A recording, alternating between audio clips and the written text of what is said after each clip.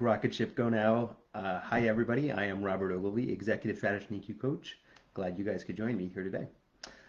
So today's topic, a bit of a lightning round, the 10 pointers to pinpoint whether you have a strategy problem or a leadership problem. A lot of people confuse this, and at the high level, you need both. I'm just going to quickly recap why that is, right? When you're dealing with lots of resources, longer spans of time, that obviously requires a lot of strategy effort, but it's also inherently a people problem because you're talking about how many people and teams and a whole organization organizes itself towards achieving that, right?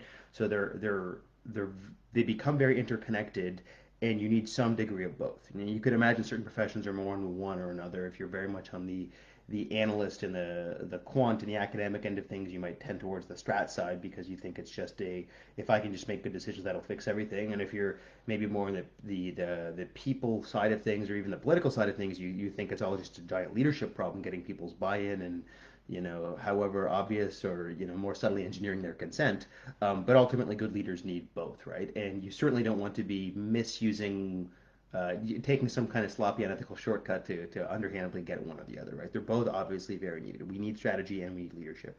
It's not always clear to most people what they're looking at. And I think part of this becomes these are both complex problems, right? Business strategy and people leadership are basically the two big high-level ongoing problems that industry is constantly grappling and re-grappling with. They're complex and they not just have a lot of forces and they change, but there is no permanent right answer, right? It's an ongoing adaptation issue, right? So you need to keep dealing with it.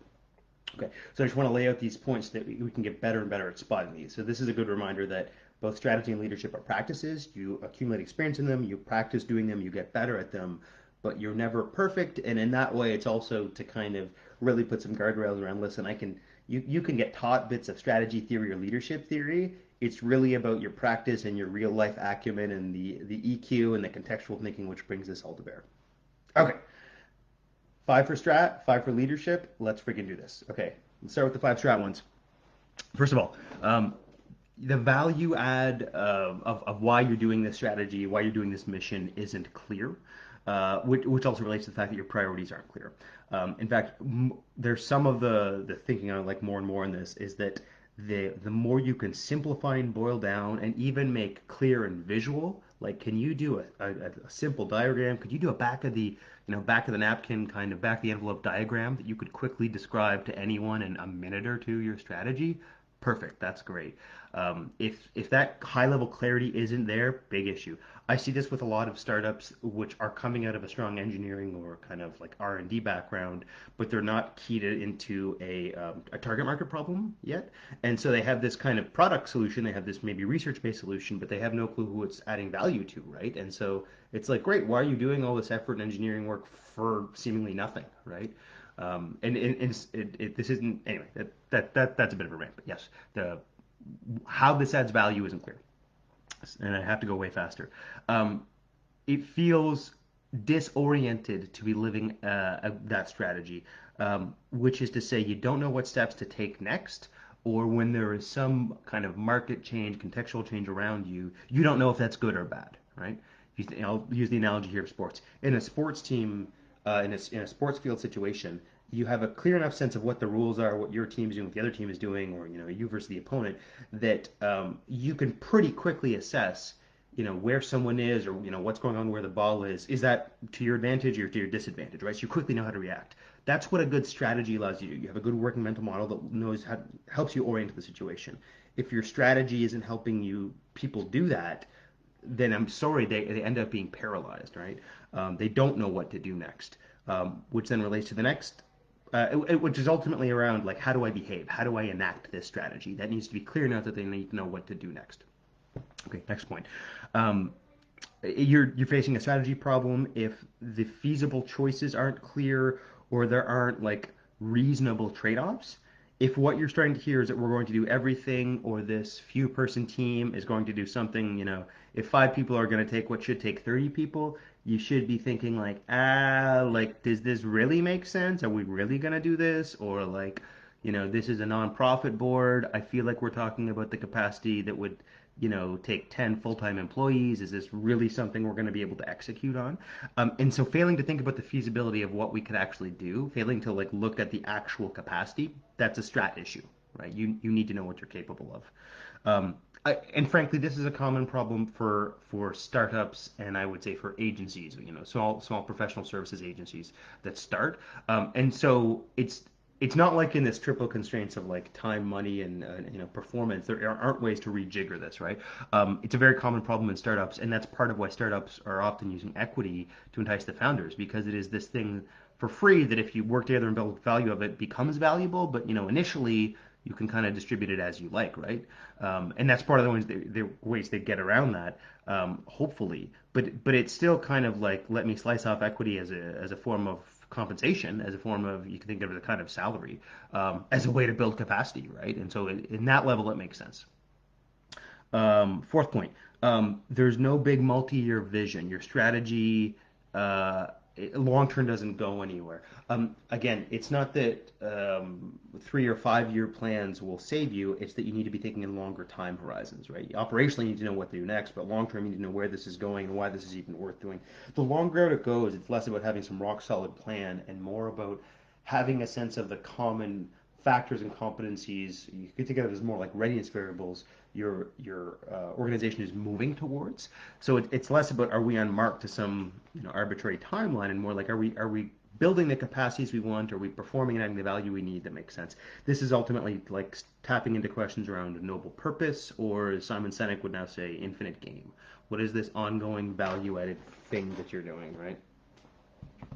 Um, Next question. And this is the last one, and this is a bit on the crunchy end of things.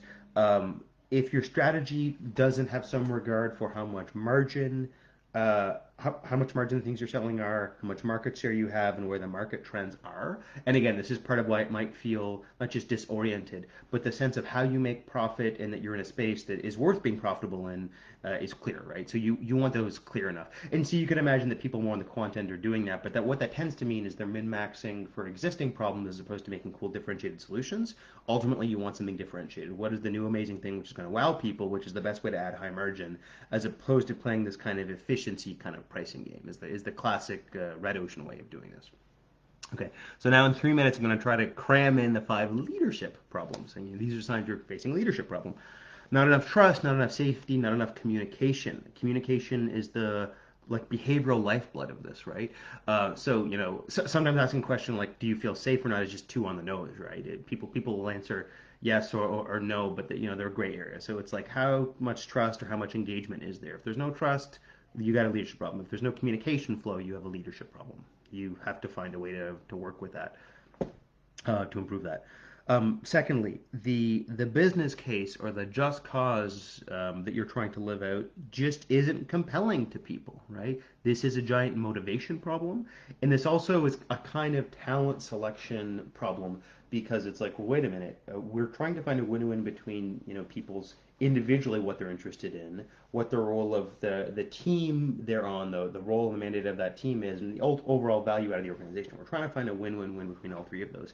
If your compelling purpose, if your just cause, if your business case isn't interesting to them, that's a problem. You've put the wrong people on the team, right? Next, the structure and the culture really isn't clear. It isn't conducive to how you're actually going to execute that strategy, right? So even if the strategy part of how you add value has been crystallized, um, if you don't know how we need to organize ourselves, our teams, and our organization to get this done, that is a problem. That's a giant leadership problem, right? Yeah, obviously, if it's very hierarchical like the military, it's already kind of baked in, but lots of other organizations really don't know how to do that. So the notion that things might need to change, they might have to do all these change management efforts as part of acting out their strategy, they just don't get, right? Um, Fourth point here, um, and this is more individual to your own leadership abilities. You don't have the amount of manager and executive influence that you need to create a shared mission and alignment. You need enough people on board that ultimately you can do something. If there's too much discouragement and not enough win-win created, that's a problem. All right, so this is more, yeah, the management exec level, the mid and upper levels, right? And then that relates to the last point, which is overall, if there's not enough employee engagement, if you don't have the talent there, they're not compensated well enough, if they're not satisfied and happy and engaged enough, you're not going to be able to do anything or change anything. All right, maybe you should even recap these 10 tips, but I hope that gives you a better sense of how to spot whether it's a strat or leadership problem. Good luck in the problem spotting ahead.